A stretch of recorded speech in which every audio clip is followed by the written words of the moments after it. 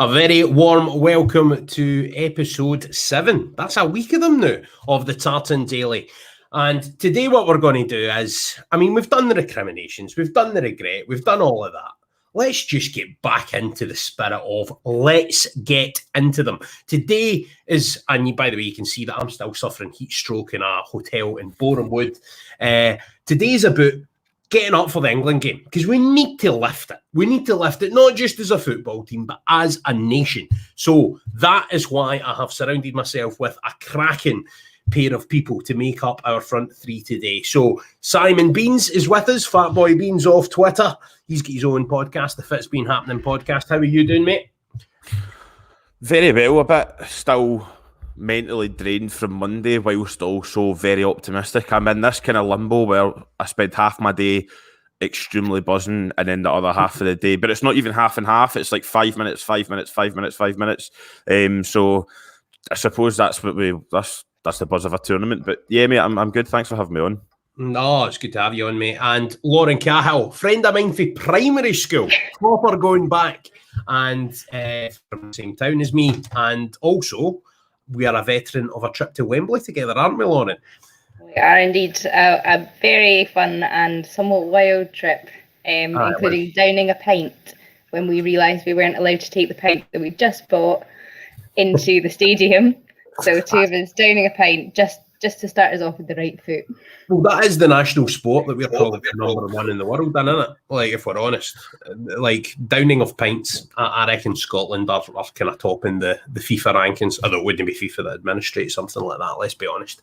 So, today is about let's get into them. Let's get into them. And I know, Simon, you've got a few stories that you can tell us with regards of reasons to get into them. But what I also want to do is I want to invite anyone who's watching, whether it's on Twitter, Facebook or YouTube, just say hello in the comments. Let us know you're there. And if you've got any good stories or reasons that we should get into them and lift ourselves for this England game, then please do. We will reflect a wee bit in the Czech Republic, and we will do some tactical stuff looking ahead to changes we would make and stuff. But we did plenty of that on episode 6 as well. So there's loads of stuff you can look back through in terms of the run. And it's going to be interesting when I go back to listen to episode 1, just how misguided my assessment of this group is going to be. I think I predicted we'd get 4 points. It's going to be a tough ask. One of the wins was against the Czech Republic, the only win as it was going to be. So we'll see what happens. Anyway, troops, how are you feeling ahead of Friday? I'm roasting. It's absolutely boiling in London, the new. And I'll tell you, right, see, at Hampden, we had the joy of some kind of right dreich Scottish weather for the game against the Czech Republic, which could have been, know that they've got a particularly tropical climate, but a leveler, like something that made it a home game.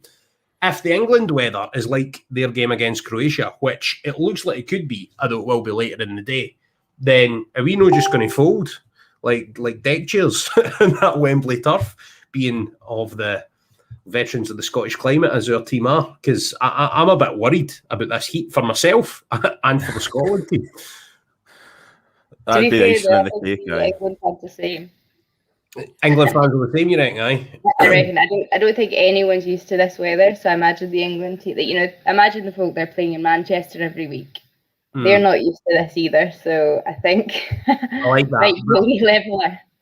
Bit of positivity there. Sorry, Simon, I should address that question at an individual. I'm just suffering with heat stroke here. And I've had to shut my window because there's building work going on outside. And I've had to put the fan off because it would be far too noisy on the podcast. So just watch me spontaneously combust as this progresses. Do you know what I mean? But what do you reckon about the heat? Do you reckon that's going to be a factor? Hopefully the England players are inspired a bit too much by the Euro 96 team and end up going get absolutely leathered on Thursday night. That's probably the best thing that could happen with the heat. But I'm sitting in a freezing cold house in the south side of Glasgow right now, and I was meant to be in London, but I'm no longer going. So I'm somewhat jealous, but at the same time, I feel quite happy because I've got a fan sat down here, which there's no point putting on because hence the hoodie. I'm freezing, so. You're making me jealous, mate. You're making me jealous. I think the one thing that I'm concerned about is I'm meant to be doing work today, and yesterday turned into there was a strange day. I started watching some zombie thing on Netflix. I was telling you just before we came on about this, Simon, the Santa Clarita Diet, where Drew Barrymore coughs up her heart in the opening episode and then just starts being a zombie and eating folk. And I wasted a good couple of hours of my day yesterday watching that. And it's not been the most productive spell down here yet. But hopefully the productivity increases for all people of a Scottish persuasion as we come down. You ever been any trips down south to watch games, Simon, like Scotland or anywhere else? Try to think. I don't really like going down to. I was meant to go to Wembley the last time we played, but apart from that, I don't really like going down south for football at all. I like the away trips abroad and elsewhere, but just for my disdain for the English football, try to say this in the most politically correct way, but sorry, I basically hate English football fans in every aspect of it. I think they're very smug. Even I think I was down on a work trip years and years and years ago, and we went to Blackpool, and I was with a couple of my mates, and we were all Celtic Rangers fans, mixed crowd. And we get chatting away. These guys in the pub heard their accent. They get chatting away to us. And this was when Blackpool were like League One, and the guy was convinced they would come up here and clean shop. So I was like, I don't really think I could handle mixing with English. So it's a factor that's put me off. I feel you there. Now, I have worked most of my career down here, and my career is obviously in sports journalism. So I have encountered that kind of thing since probably when I went to uni, which is 12 years ago. Goodness me, I'm getting old. When I first went to uni, that was when I first encountered it. And it's fair to say that back then I was a bit more abrasive and I gave as good as I got. And listen, the Scottish accent had some advantages, right? I can't fight, but I can remember there was a night outside a pub, right, where my mate was getting a bit of hassle, and I just turned around to like, whoever was doing it, right? All right, you want some? You want one of they kind of guys, right? And I turned around and I went, is there a problem here? Right? Like that with my eyebrow. Now, I can't fight. I'm as hard as your first jobby. Like, no really into it. But the guy was like, oh, no, mate, it's all right. You know what I mean? Like, just because I sound Scottish and that hard, you know what I mean?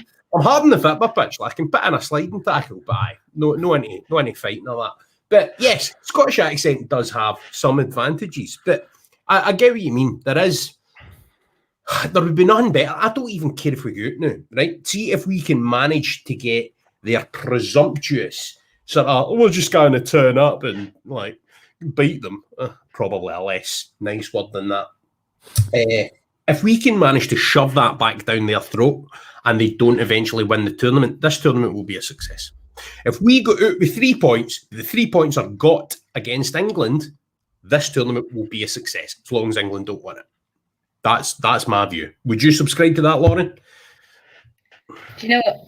It's funny that you say that, because same thing the other night. We're having drinks and one of my pals says, do you know what, like, English guy really worried against the game, really worried about the game on Friday. And then two of the other guys were like, why? And this guy's like, well, strongest Scottish team that there's been, you know, England, we've got a habit of bottling it. The last time that we played, it was obviously a mistake in the end that cost it. And this guy's like, nah, we'll walk it. And the other guy's like, but I've literally just given you all the evidence why we've never walked it before. But you're still like, it'll be fine. Like, oh yeah, but Croatia's a much better team than the Czech Republic and blah, blah, blah. And you're just like, it's just based on nothing. And I actually, right, this is more controversial than I think anything that's going to be said. I have some sympathies with this England team. Like, do you know what? Like, it's a nice bunch of players, but the fans are just... That's it. No, you're absolutely right. Putting stuff on them that, you know, the pressure on them. Mm-hmm. That, like, you know, like guys like Marcus Rashford, I think he's quality, but the amount of nonsense he gets. What he's done out with football is a huge mention. Like Marcus Rashford, he's doing the Labour Party's job in England. You know, like, I mean, fair play to the guy. I think that deserves some recognition. I've also got to say Gareth Southgate, I really like as a boss. I think he's got that kind of Yogi Love thing of looking at it holistically. I've said that in the podcast before. I think he's quite likeable. Don't think he cares at the overreaction to him playing Kieran Trippier at left back. Don't think he cares. And I've got a lot of time for that non-caring. I think he picks an England team based on form rather than reputation. I think he's a really good boss. I actually don't mind a lot of the players in the England team. In fact, there's probably only one. You know, there's usually an England player or 4 or 5 who have that English face, the Stuart Pearce face, the Alan Shearer face, all of that. I can probably only count one in the England team at the moment, like if I'm honest. And that is an improvement. There's only one like Larry face in that team. So that makes them less reprehensible and it makes me hate them a bit less.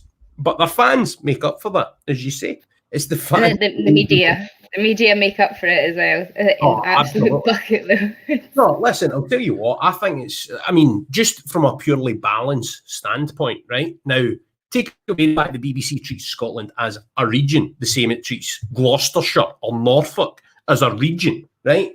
Like, the fact that you're watching the build-up to games and they'll spend 10 to 15 minutes of that opening game on England, and you get a wee 5-minute segment in Scotland and a wee 5-minute segment on Wales, who played the very next day. So that was the more immediate story, right? And I just think the lack of balance is shocking, and it really annoys me.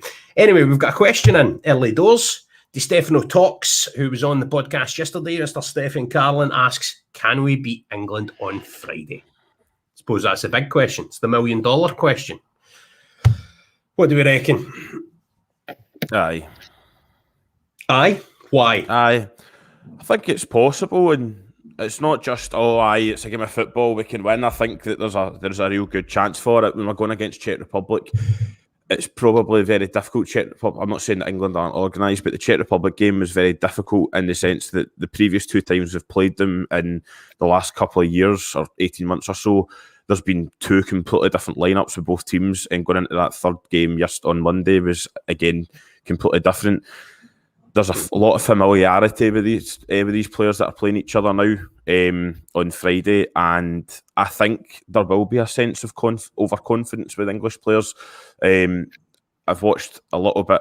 I've not wanted to watch much coverage with English team, but it's, as you pointed out, it's very difficult when 2 of the best teams in the world are about to play in a group stage match, and all they do is talk about Gaza's goal for half an hour. But there is an air of overconfidence, and I just think that we could start. If we start, I was very happy with the first. This is going to sound stupid. I was very happy with the first 5 minutes on Monday. If we can start with that confidence, I don't see why we can't. And we almost got a 2-1 win at Hampden with a far less structured Scotland team at Hampden against England. So I don't see why not, and it wouldn't surprise me. Are England better? I don't even think so. I think they've got better individual players, but the difference between Steve Clarke is Steve Clarke's got us playing as a unit, and the team's built. The team is built as a unit. But I've got English mates who, for the last year or 2, have just been asking. They just want Southgate out, and he seems to be very kind of. I know some people say it about Clarke, but he seems to very much pick favours for players, and I don't know. I don't think they're. I think they're relying on the fact that they've got a Harry Kane and a Phil Foden too much. Southgate's pretty much like away and win. Aye. Phil Foden is handy, and I thought he was unlucky not to score that early chance against Croatia. The one thing that frightened me a wee bit, and has frightened me about the entirety of the opening group games, is England are the team that's played like the eventual winners out of any team I could pick. Now, you could point to France and you could point to Italy, but I think the team that always wins the tournament seems to be the one that eases into it. Italy have come out like a house on fire, like absolutely at it from the get-go. France have had a massive win against Germany, although it was a pretty controlled performance again. So I think out of all the teams, like the one that kind of unsuspectingly just comes through and wins the race, England look most like that team so far. That frightens me. That really, really frightens me. Lauren, you've spent a lot of time living down south of the border like myself. Can you imagine how unbearable they would become if they won one? Like, I mean, the last one was 1966. We never end up hearing the end of that. Can you imagine, like, just how bad it would get? Because, like, I don't think I could move back south if that was the case. Right, so the thing I'm not sure about though is 66 so ingrained now. Would they even start to talk about the new one, or would it still be 66? Right? So because the thing is, like the bunch of players they've got now and the amount of shall we say, nonsense that they get from the fans, and the amount of nonsense that Southgate gets, I think half of the folk would just still hark back to 66, because I think that was, the real. I don't know. There's just something about that being the glory days, and what they remember and what they talk about wasn't even real, was it? How great it was. So I think that, and another thing is, do you know what? Like, I don't think they even want to be happy about it. Because actually, which do you hear more about, 66 or Maradona's handball? Like, I think they want to be angry. So I think what would be even more unbearable is if they got beat in the final by a dodgy decision. That's what would... Well, unfortunately, we are to account for that a wee bit. The one thing I put out a tweet that was during the Luxembourg game, because Lyndon Dykes handballed it. And if Skippy the Bush Kangaroo was to handball it against England and it just let be a goal and it count and VAR didn't catch it for whatever reason, the union would dissolve right there. Like that would be it. Like we wouldn't need a second independence vote. It would be done. If you've got an Australian expatriate in the Scotland team scoring like a ode to Maradona type goal, and then obviously right after that, we would have somebody who would be the candidate to score the Maradona goal. I think obviously because of the left foot, a default to Ryan Christie. But who would be the candidate to score that Maradona second goal in the Scotland team now? It probably would be Christie, wouldn't it? I'm thinking maybe Ryan Fraser actually. Could be. I'm a James Forrest fanboy, so I'll just go Forrest. He can do it in his life as well. Aye, no, he can't, mate. He's the most one-footed footballer kicking about. He's one of the best Scottish talents in generations, and he's vastly underappreciated. But he's vastly underachieved. That's what he has. Like I'm happy to go to town with you in this one. I think James Forrest should be a better player than he is. Over a decade, and he's contributed a goal in just under every second game for over a decade. If you got those stats at any other club in the world. Anyway, I'm not going to bring James Forrest arguments into this because we'll end up down a rabbit hole. I get too passionate about it. I've ended up with proper square goals and pubs over this. I don't mind that. Could you play right wing back? I'd put him up with Dykes or Adams. That's a bold thing. I think if he gets in the team, he gets in the team in front of Stephen O'Donnell. What about you, Lauren? I think actually I agree with Beans here. I've got a wee bit of a soft spot for him. I think he does. So to be fair to him, I think he's a hard worker, and I think sometimes because he's a skill player, folk don't appreciate that he's also a grafter. So I think that's maybe why people think he underachieves, because his skill level's high but not the top, grafting level's high but not the top. So he doesn't go in the McTominay grafter category. He doesn't go in the James McFadden twinkle toes category. But if you were to put his score together, that's where I think that's why I think he's a better player than maybe even he realises, to be honest.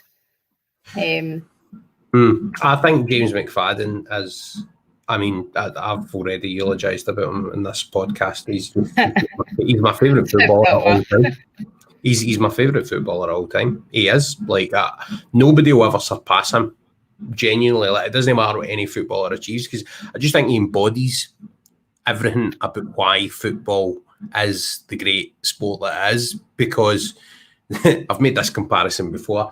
In one parallel universe, he's probably got, like, I don't know, like doing the bookies on match day, like having a fry up after the game, playing for Beard Juniors, like, and in another parallel universe, he's Lionel Messi. You know what I mean? Like, that's the thing. He's the candidate to score that second goal, by the way, against, just fling the boots on. And it is one of the great regrets of my life that James McFadden is not at this tournament.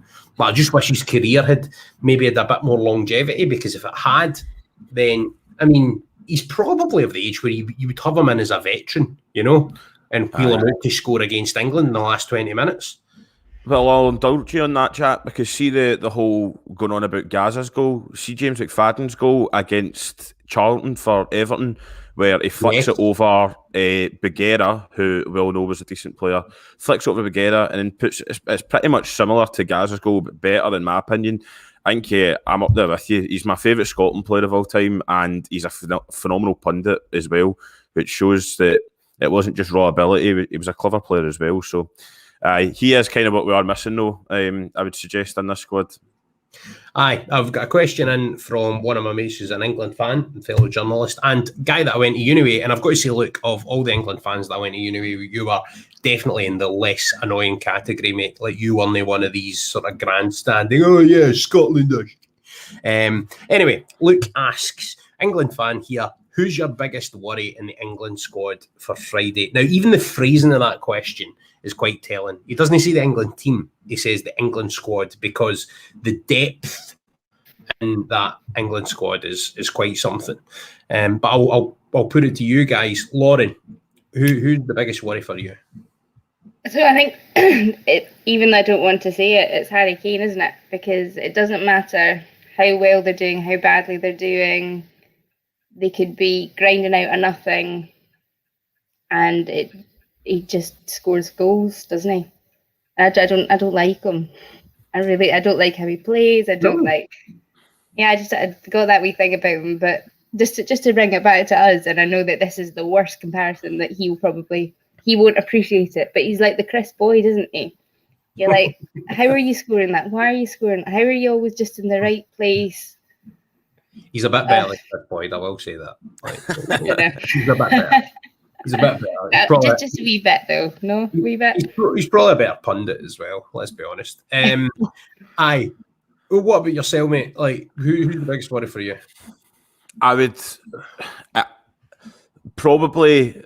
I would have to mention Phil Foden for the obvious reasons, but the thing that worries me most about Friday night is the England team, their back line is incredibly tough to break down with what we've got set up. If we go with as defensive an outfit as we did on Monday, and I know we had like 9 centre mids in there, but I think we need to have players like Forrest or Patterson or Adams and Fraser. We need players that can take on a man and beat a man the same way that it gives me fear that Phil Foden, I've just got an image of him getting the ball on that right hand side, and whether it is Forrest or Patterson or O'Donnell and Hendry next to him, whoever it may be, he glides by players in semi-finals of Champions Leagues like it's a Sunday League game he's rocked up to. So Phil Foden obviously sticks out for me. I think he's probably going to go get player of the tournament. I think he's, for me, in terms of current form, top 5 in the world at the minute. But the back line is what concerns me about Friday, because I think they're very tough to break down and you need to have something different about it. And I think we need to have Ryan Christie in the park as well, Christie and Armstrong for set pieces, because I think that might be the only chance we'll get, really. Is Turnbull maybe not an option for set pieces? And I don't think he'll necessarily play, but I think that's the problem. I think Scotland have a lot of things that can potentially maybe hurt England, but it's putting those different things together that I think is the concern. Just in terms of my view on that question, look, I'm actually worried about a player that's not seen any minutes yet. I think Jack Grealish has got a statement to make at the tournament, and I think, which obviously is the patch that Luke covers, and he's a Villa fan.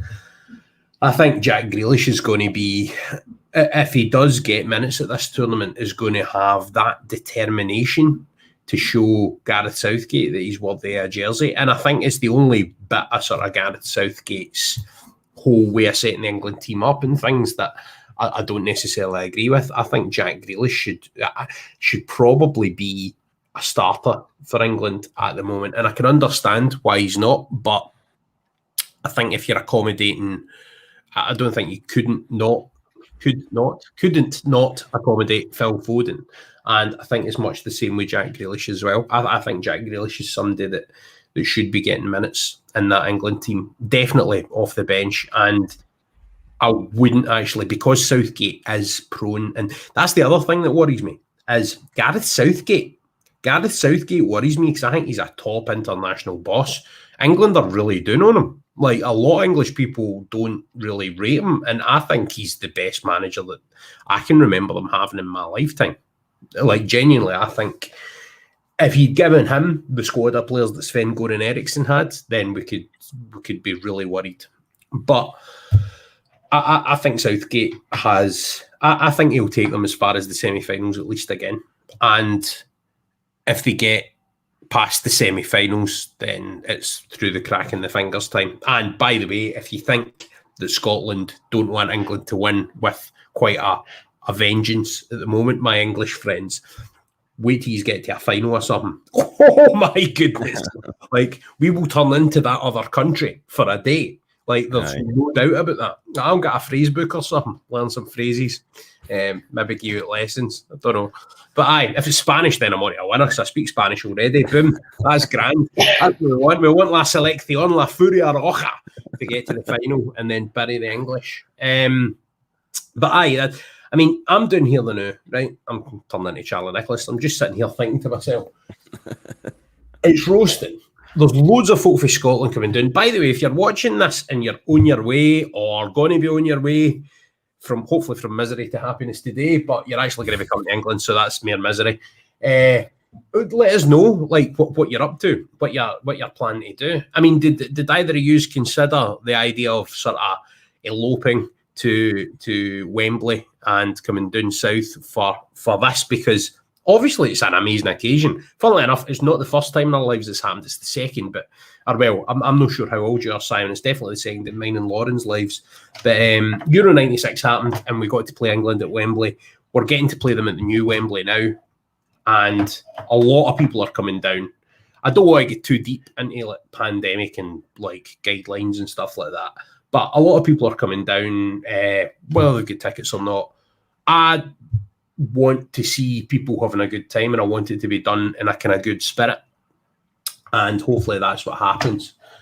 But do you know anybody that's coming down, or have you thought about it yourselves in terms of coming down and just? First thing I did is, well, not the first thing.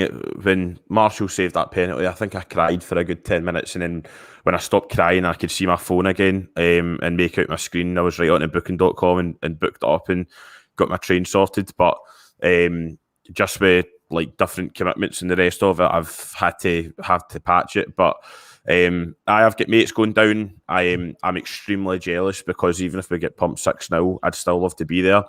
The fact they didn't put a fan zone on kind of put me off as well, because the last thing I want to be doing is going to some random pub that's got availability and it's full of English geezers, and then you know what they're like with a deck chair and a pint of Carlin. So you've got to just be a bit careful for anyone that is going down, I would say that. But because it's two completely different vibes with the supporter group, and I've seen England fans in their natural habitat before, and I've seen Scotland fans before, and I mean Mount Florida, after a loss at home to some team that are ranked 85th and everyone's still having a good time, it's just in our spirit. But hopefully it'll be a good day out. Self-policing as well, like that's the one thing I would say about that supporter group as well. Like the Scotland fans, don't get me wrong, there's folk get bevied and do stupid things, but usually it's their mates or other folk within the Scotland fraternity who say, get a grip of yourselves, you know what I mean? Like, and it's, I think there's that thing that, especially if you're going to another country, and obviously England's not technically another country, but say this was a normal tournament finals abroad somewhere, Scotland would police itself, and there would be that sense of kind of Scottish dignity and pride that you want to conduct yourself in a manner that makes your country come across well to wherever you're visiting. England doesn't have that. Like, they're just like, there is a large portion of the England fan base that is just louts. And the fact that they've never really tackled that scourge, I kind of feel sorry for like the plenty of England fans that I know that are not like that. And the vast majority, has to be said, aren't, but it's that small minority.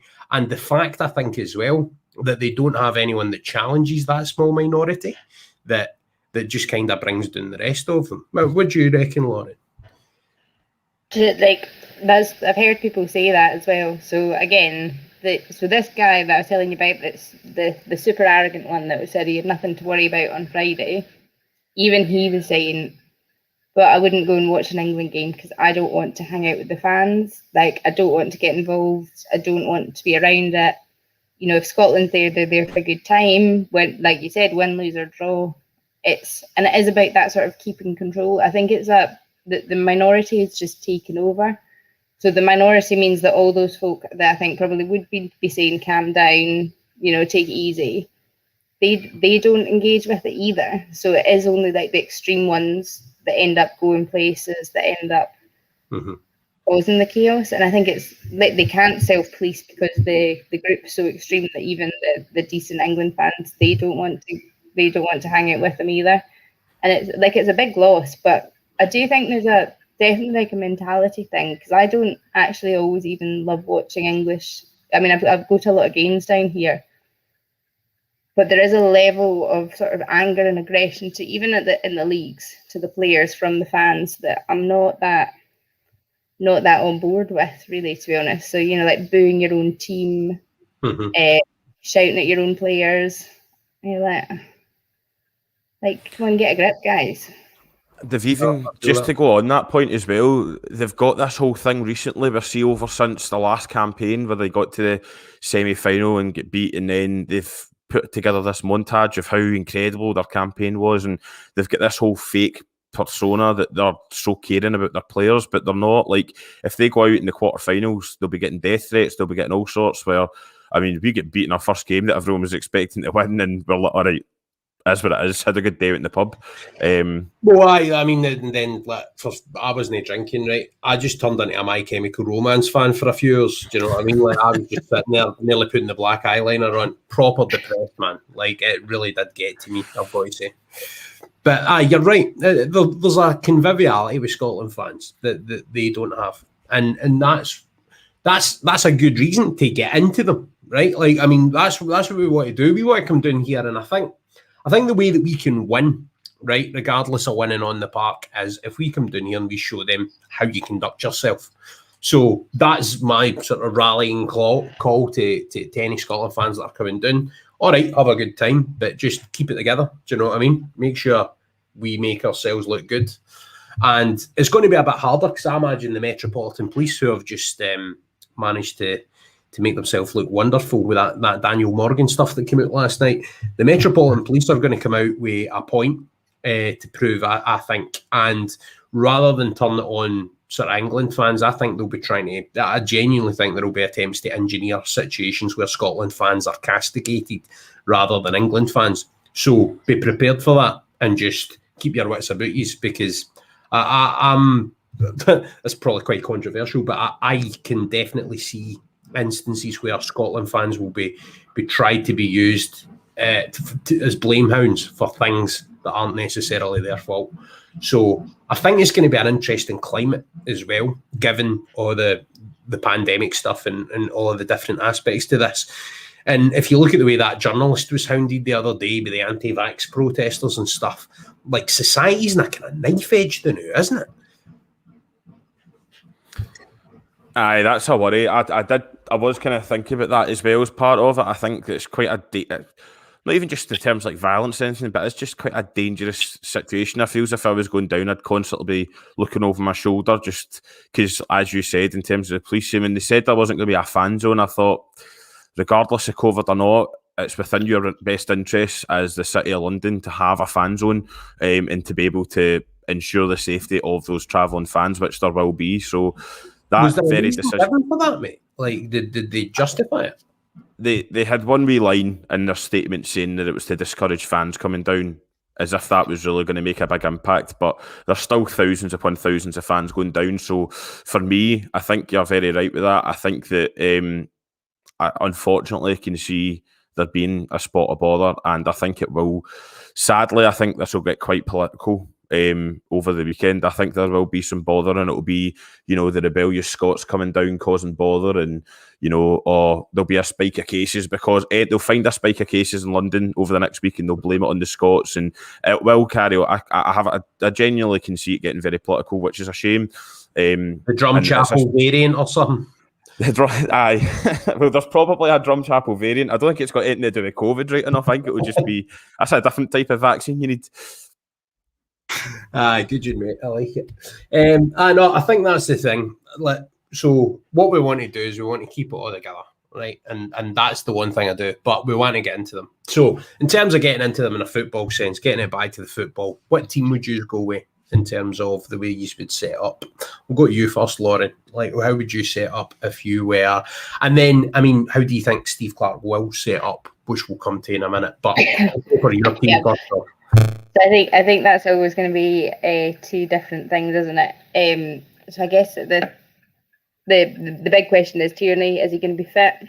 Because I think that's going to, if he is fit, then obviously starting him. That's massive difference he'll make, by the way. Yeah, absolutely. So I think that the key things. I think the key things for me would be Armstrong. So get Armstrong in. And then definitely going back to our earlier fanboy chat, Forrest needs more minutes in the park. If he's going to make a difference, it's based on the amount of time that he's there. I don't know if I wasn't sure how fit McGinn was actually, so I think that's something that he needs to consider. I think he is there, but I don't know. There was just something about it that I thought was maybe a wee niggle from the end of last season. Something was maybe not quite clicking for him, but I don't know whether that's fitness or just getting kind of back into it. So I think that's probably the key things for me that I'd like to see is a more attacking, thinking about pushing up the park, because Armstrong can push up the park. Trust McTominay as well to sweep things up. He was a big disappointment for me against the Czechs. I said that in yesterday's podcast. I think McTominay's got to play at the level of a Man United player, and if the rest of the Scotland players round about him are not, he's got to be Darren Fletcher about it. He's got to be lifting the levels of everyone else, because I don't think he did that against the Czechs. I thought he was a bit of a passenger, and you can't be the Man United player in the Scotland team and be a passenger. Yeah, I think that's what I mean about trusting him though, because I don't know if maybe because he wasn't trusted to have that, at Man United, he's now trusted in that role. And I think because Steve Clarke's cautious, I think maybe that affects his mentality, so he becomes a bit more cautious. So here's one to fling at you then. Jack Hendry's obviously a bit of a bomb scare. I've never really rated him. I know he's done pretty well in Belgium. I can't say that. I used to commentate the Belgian league, but I definitely don't watch it on a weekly basis anymore. And I think the decision he made to shoot, obviously David Marshall being sort of Manuel Neuer, but no, as quick was a factor. But I think the fact that he had that shot just struck me as naive, and I thought the weakest bit in our team going into the tournament was the right side of defence. I know McTominay dropped the guy he was marking for the equaliser against Serbia, but he was good at that centre-back position, and we are blessed with options in the centre of midfield. So is there no good argument to say shift McTominay back, put somebody a bit quicker at right back? My vote would be Nathan Patterson. I would put Nathan Patterson in there, but I don't know who else, and how else you would kind of reconstruct the team. But I think McTominay and Patterson in the right side of defence, and then you've got to start. I think you would start Shea Adams. I think he's got to start the game, and I would still stick with Lyndon Dykes because I just feel he's due a goal, and he was amazing against Serbia. And how you construct the centre of midfield. There's a good argument to put Billy Gilmour in there to try and control the game, try and control the pace he's up against these Premier League players in his club career when he starts for Chelsea. And I've not seen him have a bad game when he's been sort of sitting there as the dictator of the tempo. He's like the metronome. So I think I would go full hog, and I would bring in Patterson, I would move McTominay back, and I would bring Gilmour into the team, which is very much sort of playing all your jokers at once. But that's the way I would go about reconstructing it. What about yourself, Simon? Aye, very similar to what you're saying. I think for me, I would have Tierney, Hanley and McTominay. I think the one thing that was very obvious on Monday was we like to get the ball front to back quite quickly, and we didn't have anyone in that back line who was able to really do that. Tierney's got a good long pass on him. McTominay does as well, but it's Hendry and Cooper. It's just not really their forte. So I would have that as the back line. I'd put James Forrest in at right back because I think, again, the greatest Celt since Jinky Johnson and one of the best Scottish talents ever. But carry on. In terms of the middle, I would go McGinn I would have McGinn just in front of Armstrong and Gilmore. I know that's not a Ryan Jack or a McTominay in terms of strength, but with that backline and with the intelligence of Armstrong and Gilmore, I think that they'll be able to intercept the ball. I think that they'll be able to get in about it. They're clever players, and I think Billy Gilmore, we've got to go for him. The size of the pitch, the players he's playing against, the level he's played at. I know he's not played a lot of games, but listen, if you're good enough, age doesn't matter. And I don't think there's another player, and I'll even maybe Phil Foden and Mason Mount. I don't think there's another player that can take the ball in a half turn and beat a man with a first touch the same way that Gilmore can. Absolutely frightening. So I would go for Gilmore, and in terms of the front two, I would actually go for I want to say Dykes and Adams, but at the same time, I really want to see Ryan Christie in there. That chance he had on Monday where he beat the two men and then came in and ended up running into O'Donnell, that's just bad luck. But I think those are the kind of half chance. It's not really a half chance, but those are the kind of runs that we needed to see more of. Adams did look good as well, so I wouldn't be disgruntled with any of them, but I would still go with Dykes because I think he will stick with Dykes, because if we've got Tierney, McTominay, and we can go long, you need Dykes up there. He causes problems. He'll pin a Maguire or whoever or Stones, and that's what you want. And with Adams playing off him as well, if it is Adams or Christie, they're clever players. So I would go for that, and hopefully we'll be able to get a result.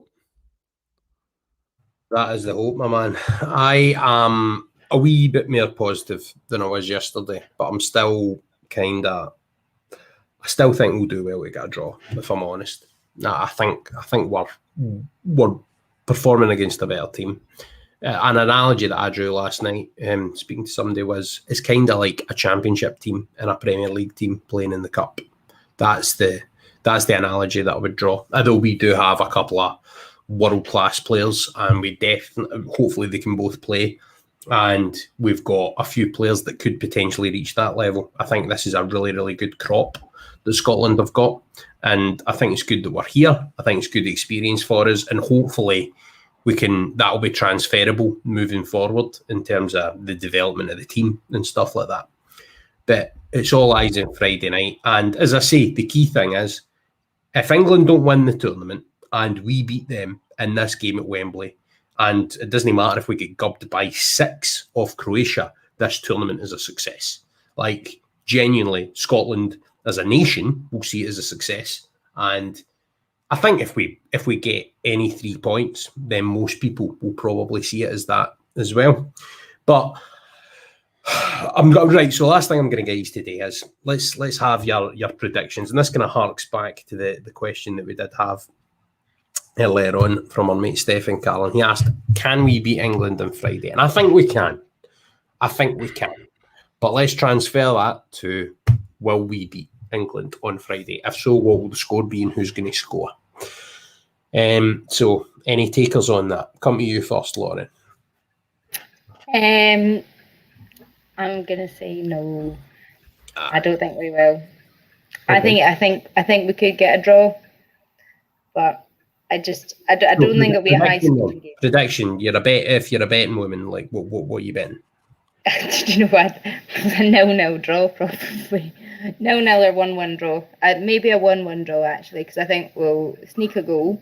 Who's scoring? Forrest, obviously. Have you not been listening to me being no, it's them. Right. No, Dykes might get his goal. I think Dykes might get his goal. I think England will come back and get a goal at the end. So the usual, we fling it away in the last 5 minutes. That would be a very Scottish thing to do. Simon, what you reckoning? I want to say I win. I'll say it. Why not? Let's go for it. I'll say 2-1. I think Phil Foden will score early on, and I reckon that we'll get goals from the best Scotland player on Monday, Grant Hanley, and we'll get a winner from Lyndon Dykes. Well, I'm a Norwich fan, mate, so you've just redeemed yourself entirely in my eyes with that. for Grant Hanley. I actually thought Andy Robertson was the best player. I thought he played more like a Scotland captain than he ever has. I thought he was really, really good. And the only thing that didn't happen for him was missing that chance. Although I think a better left back scores that chance, which is quite a controversial because he's no good at the finishing. I think Kieran Tierney maybe scores it, and that's the thing. So anyway, that is by the by. That's the Czech game. That's consigned to history. We're now all eyes on Wembley on Friday night. I'm going to be doing here suffering from heat stroke, as previously discussed. As you can see, the sweat's actually built up. I'm going to need to go for a shower after this podcast. You would think that it'd been 45 minutes, a half of actual football that I'd played, rather than just 45 minutes of talking about it. But listen, thank you very much to both of you for coming on. Lauren, you're more of a Scotland fan and know that much of social media bod, but if people want to find you, do you want to plug your Twitter? Yep, I'll send that across to you. So if I'm more of an Instagram, if you want to look at it. What's your Insta handle then? It's at LaurenCT403.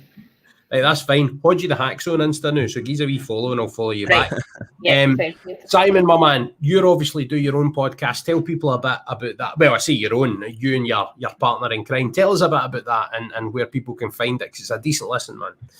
Aye, so it's myself and my co-host Fitzy. We started the podcast. It was actually the night after the Serbia game. We recorded the first one, but since then it's kind of... we didn't really know what we were doing with it, but then it's kind of just turned into we got a guest on and just blather, and it's worked out quite well. But you can find that on Apple Podcasts, Spotify. You can follow us on Twitter, Instagram, just Fitz Bean Pod, and we're also on YouTube now. So go and give us a follow, and give us abuse if you want to give us abuse. You got enough of that anyway, mate. Oh, actually, just before we go, tell us about your TikTok escapade, because this will, for everybody, by the way, this will give you inspiration as to why we need to get into them and fight. Aye, so I done a TikTok last month, basically just saying the game plan for Wembley has to be we need to go down and plant. McTominay can be the spy because he's English and he can go in and plant nettles in the halfway line, and we'll put Dockleaf in our shin guard so that we'll not be unaffected. And quite clearly a joke, but because I said by that point we'll have pumped the Czech Republic. It already kind of went viral, but it's now just filled with English comments. Just, "Way, get up you, way, see you on Friday, mate." So if you want to go on there, it's at Fatboy Beans, and if you want to go on there and comment some anti-English comments, fire in, be my guest. Aye, let's give the man honours. Any you TikTokers out there now? I don't do TikTok because it's just like I don't get it. Like I feel like a pure old fuddy-duddy with it. It's like the one social media that I'm just like, this has passed me by. I'm done. Right, I'm no engaging with that. The rest of them I try and plug stuff on, but just nah. I can't dance. When it started off, I just kept seeing people dancing, so I was like, nope, patching that. But good on you, mate, for engaging and getting a bit of virality. But aye, let's give the man honours, mate. We can't have the English disgrace in this, man. So make it happen. But that is all for the Tartan Daily today. I'm going to play my wee outro vid. But for anybody that is watching and listening to these podcasts, if you do so in the audio format as well, then I'm really grateful. Please give me a wee message. Let me know you're there. Let me know what you like and what you don't like. And as ever, no Scotland, no party. Thank you for watching today's Tartan Daily. I hope you enjoyed the episode. We'll be doing each of these every day during the Euros, as long as Scotland are in the tournament. Remember, you can find me. I'm Hodgeythehack. That's HODGEY, the Hack, on all social media. So that's Twitter, Facebook, YouTube, and Instagram. If you were watching the stream on YouTube today, then please remember to hit the bell for notifications of future streams. And if you're listening on the podcast, then you can subscribe on your major podcast players, and please give a rating or a comment saying how much you enjoyed it. And remember, if you're enjoying these podcasts, then please share them with all your friends. Thank you very much for watching or listening. And remember, no Scotland, no party.